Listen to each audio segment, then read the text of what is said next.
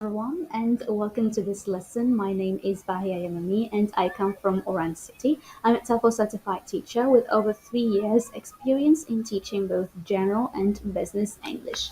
So today I would like to introduce you to business English, and I picked up for you the job application email writing, especially for people who are interested in immigrating to foreign countries. Where would you like to go? Is it to Canada or Dubai, or I don't know? So just follow with me and you will get the jobs of your dreams. So first of all, let's talk about the lesson content. And first, we'll have the introduction to business English in a brief manner. Then we'll talk about the difference between business and general English because they are not alike. Then we're going to talk about the top skills that you'll learn by taking English or business English and the reasons why you need it. Then you will have a model lesson, how to write business emails and tips for effective writing, and we'll check a sample business email with its explanation. Now, let's talk about business English in a brief manner. So, what is it? It is the type of English used in business contexts such as international trade, commerce, finance, insurance, banking, and many office settings. And it entails expectations of clarity, particular vocabulary, and grammatical structures. So, when using English for business context, it is vitally important to be as clear as possible and leave nothing to interpretation. So, unlike literature, where a lot is left up to the interpretation of the reader, if you cannot communicate or convey the meaning in business English, for example, either in your writing or speaking, you often waste time and risk losing money. Then business English uses a short and direct vocabulary. However, we can find idioms used in business context, such as in the black or in the red. For example, if you use the idiom in the black, it means that this company is operating well and it gains profits. If we say that this company is operating in the red, it means that it is losing profits. And business English uses simple yet effective grammar, so the grammar is really easy to command. Now, what difference lies between general and business English? The first thing to talk about is the formality and the informality.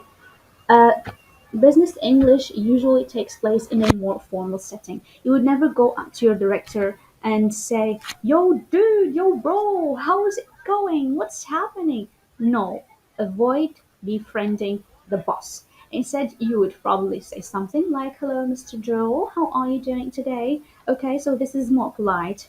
So just avoid being friend of your boss.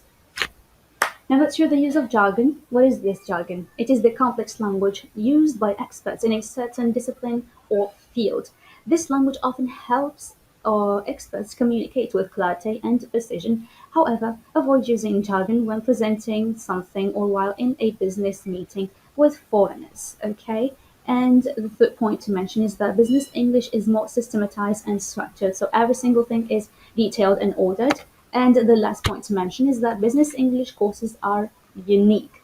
They are specially designed for professionals who need to improve their communicational skills in their field of work. So, as we Algerians have experienced every single field in either Arabic or French.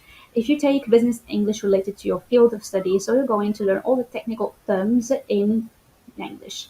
The course is utilize various techniques of management training in combination with English language training, and the methods applied in business English trainings are most often task based. So every single thing in business English is related to the practicum. Now, top reasons why you should learn business English. I will motivate you.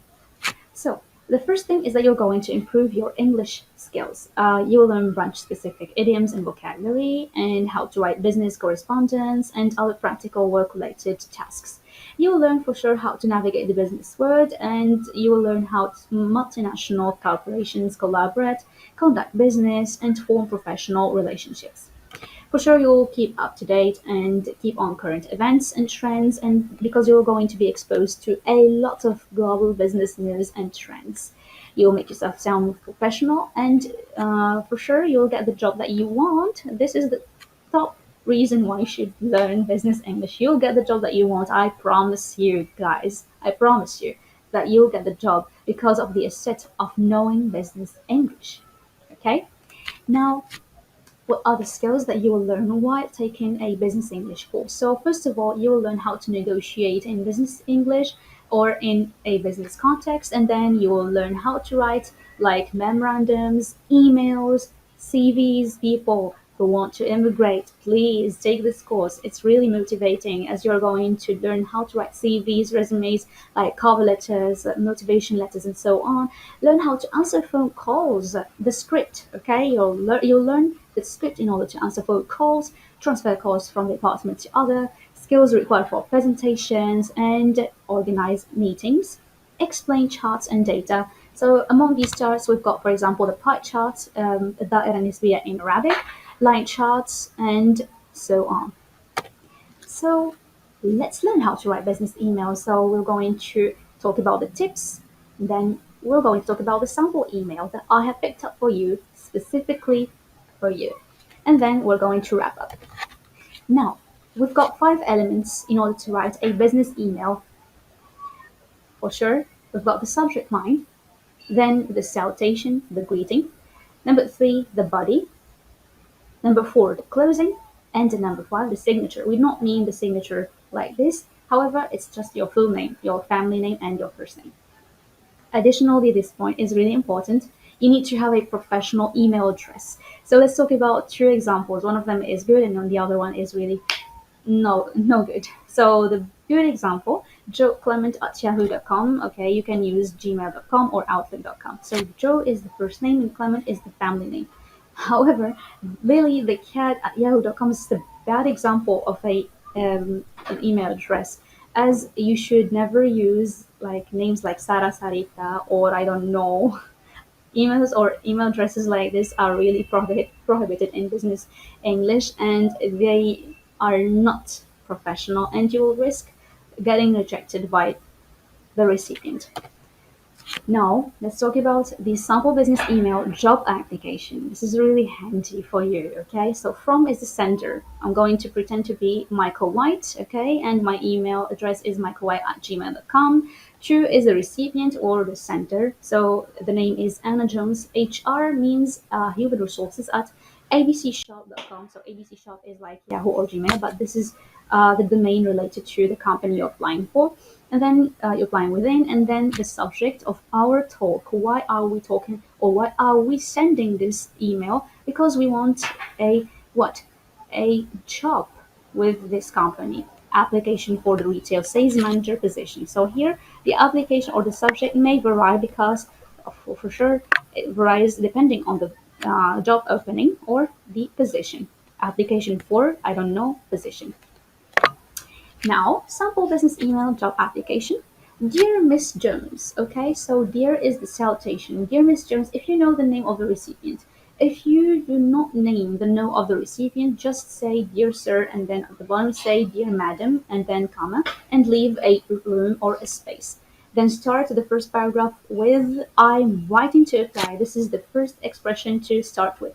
I'm writing to apply for the position of retail sales manager that I saw advertised in the Daily Standard on 14th of July.